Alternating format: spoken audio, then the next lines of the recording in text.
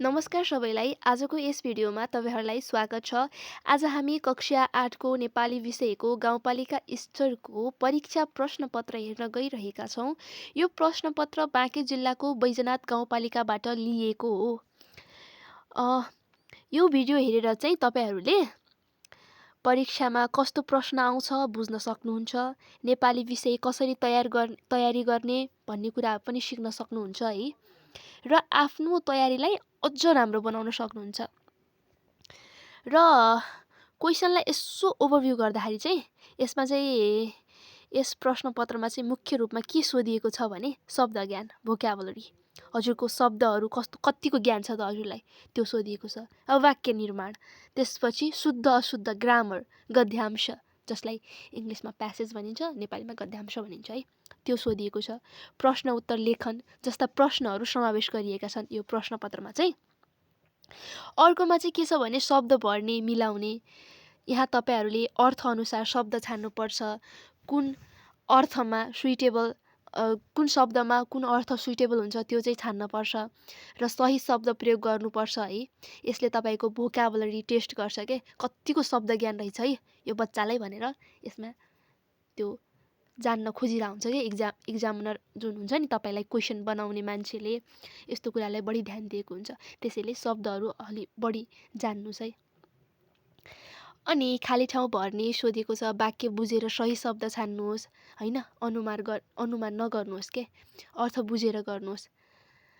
र शुद्ध अशुद्ध सही स्पेलिङ र ग्रामर जान्नुहोस् हैन, थाहा पाउनुहोस्। आफ्नो गल्तीले नम्बर काटिन्छ के, सरी सानो गल्तीले पनि नम्बर काटिन्छ। मैले आफ्नो गल्तीले भनेछु। सानो सानो गल्ती अब तपाईकै गल्ती हो नि त त्यो आफ्नो गल्ती भनेपछि। सानो सानो गल्तीले पनि तपाईको नम्बर जान्छ के। यो नेपालीमा चाहिँ झन् शुद्ध अशुद्ध हेर्न पर्छ। अनि ह्रस्व दीर्घ कस्तो छ के छ सबै हेरिन्छ। नेपाली भनेको त हाम्रो भाषा हो हैन।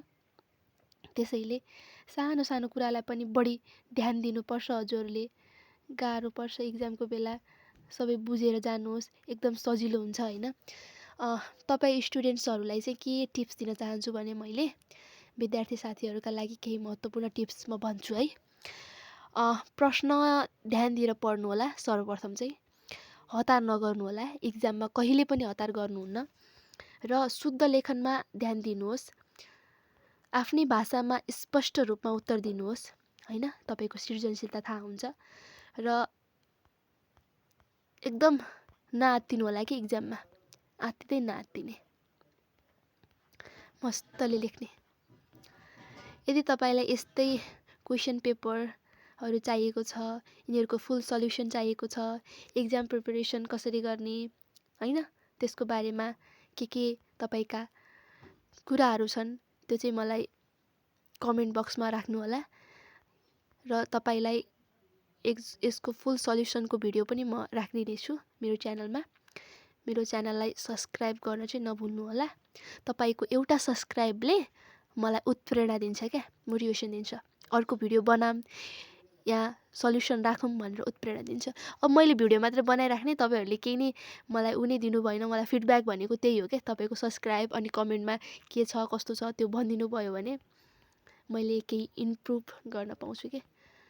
सो साथीहरू फुल भिडियो चाहिँ मेरो च्यानलमा हुनेछ। Thank you.